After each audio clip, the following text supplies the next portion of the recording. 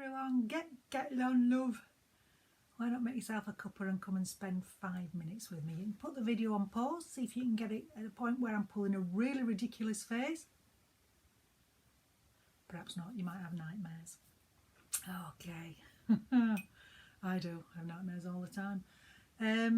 Just gotta live with this. Right, so what did I want to talk to you about today? Well, just wanted to check in, really, see how you're doing. I'm missing you all. It's a very strange time. You don't need me to tell you that. Emotions are running high. We're probably swaying from one to the other right now. It's a fear of the unknown, isn't it, really? Fear of the unknown.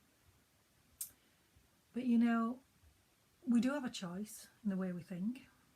We do have a choice as to what pathway we want to go down right now.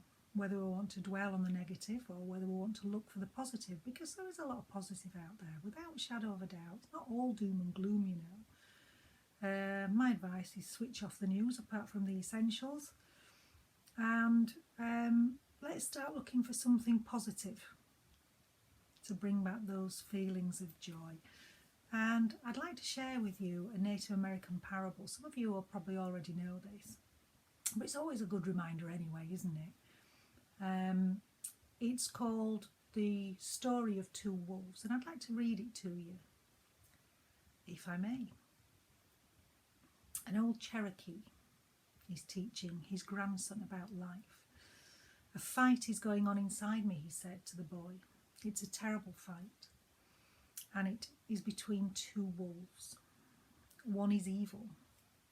He is anger, envy, sorrow, regret, greed, arrogance, self-pity, guilt, resentment, inferiority, lies, false pride, superiority, and ego. He continued, the other is good. He is joy, peace, love, hope, serenity, kindness, benevolence, empathy, generosity, truth, compassion, and faith. The same fight is going on inside you and inside every other person too. The grandson thought about it for a minute and then asked his grandfather, which wolf will win? The old Cherokee simply replied, the one you feed. It's interesting, isn't it? All about what goes on, the internal battle within us, that swing from the light and the dark, from the happy, from the sad, from the elation, from the depression. And our evil wolves right now in us, I believe, you know, are fear, anxiety, uncertainty, panic, despair, despondency, depression, hopelessness, unhappiness, pain, misery, pessimism, gloom, and distress. But we do have a choice. Which wolf will you turn your attention to?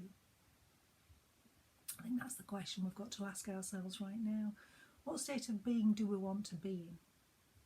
Yeah, how does it make us feel? I'd also like to read you a quote of the day that was given to me by a lovely lady, Margaret. Hello, Margaret, if you're watching, thank you very much. It's from the Little Book of Happiness. And it goes, your brain reacts in exactly the same way you are experiencing something that makes you feel happy, or just thinking about something happy. Both can flood your body with feel-good hormones. This means that you can influence how you feel by what you choose to think about. So think happy, be happy. I like that. So again, it's a good reminder, isn't it? Because it's so easy to be wrapped up in ourselves and all the problems that we're facing and all the things that we see and hear. And so I got to thinking this morning, when we catch ourselves in unhappiness, that state of being, how does it make us feel? How do you feel in that unhappy state? How does your body feel? Where are you feeling those emotions within the body? And now, when you think of something happy, an experience that you may have that's caused that happiness, that's brought that joy into your life. How do you feel then? It's a huge difference, isn't it? Just think about it for a moment. How do you feel when you're happy? So much lighter.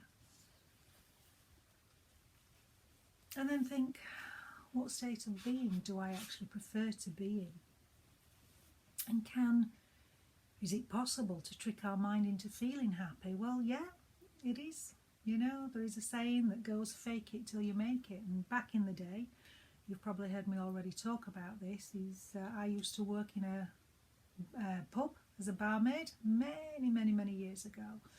And we developed what we call the barmaid's face. And the barmaid's face was, it didn't matter what was going on in your life right now. When you got behind that bar and the customers were entering, you were the happiest person alive. You made those people want to be with you.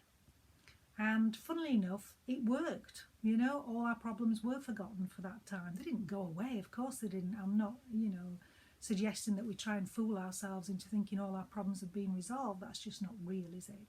But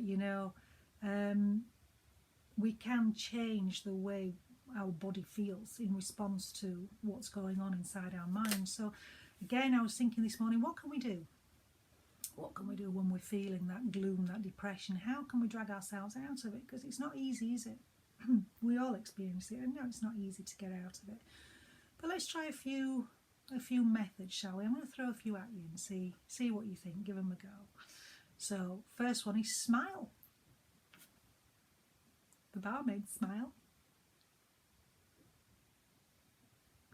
It tricks the brain into elevating the mood, lowering your heart rate, and reducing your stress levels. So even if it might be a fake smile, still smile. Smile with your eyes as well, not like one of those. That's not going to work. Really smile. Put it into your eyes. Feel the smile starting from inside, really welling up and outwards. Take a walk outside, whether that's in your garden, whether you can get out into some nature. Breathe that air. Feel the sun on your face, the wind in your hair, whatever it may be. Just listen to the birds singing. Just have those moments of stillness. Yeah, your reconnection back to the earth. And smile while you're doing so. Exercise, that's an interesting one right now, isn't it? Are you taking your government guideline daily exercise? I hope so. We certainly are. In fact, we're probably going to end up a lot fitter than if life carried on as normal. So there is some good that's going to come out of all this. How about interacting with animals if you can? If you're an animal lover, there's nothing nicer, is there, than a pet, cat, a dog, whether it's yours, somebody else's. Maybe if you're out walking, you'll see sheep in the fields, cows, horses. Just stand and observe. They don't care, do they? Yeah, they're quite oblivious to what's going on. They're living in the moment.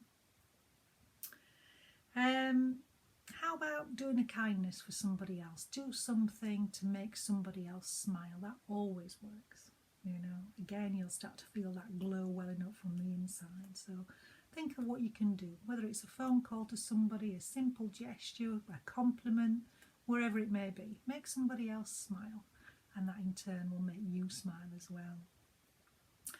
One that I really love to do is putting on my favourite music and dance. Dance like there's no tomorrow. What's the saying? Dance like there's nobody watching. Who cares if somebody's watching? Does it really matter? But there's nothing better than putting that music on for your favourite sounds, turning the volume up and really letting rip. That's just brilliant. So give that a go. And if you're not smiling and laughing at yourself by the end of it, then you need to try a little bit harder. So keep going. How about going through some favourite photographs? Bring back some memories of happy times there. Going through some happy memories, things that you've done, people that you've been with. Let those memories induce that happiness there. You could, in the same lines, recall a situation that made you feel happy. Just run through that. Maybe it was a party, a gathering, a get-together, something special that happened. Just run through those memories in your mind. And again, smile as you do so.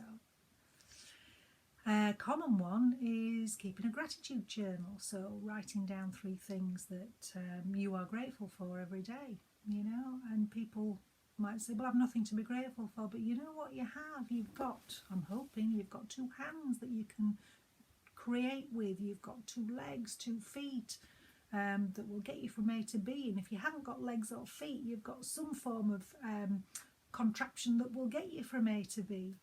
You know, the fact that you've got eyes, the fact that most of us are seeing or hearing or smelling, all these senses, the fact that you actually woke up today, you've been given another gift of another day to make with it what you choose to make with it. So make it count. You know, there are all sorts of things to be grateful for out there. The sun, the bird song. Just think about it. It's not that hard, honestly. And the more you do it, the more it starts to flow, and it'll allow your heart to begin to really swell. So how about immersing yourself in a hobby? Read, write, create, watch your favourite funny films. You know, and again, smile your way through these.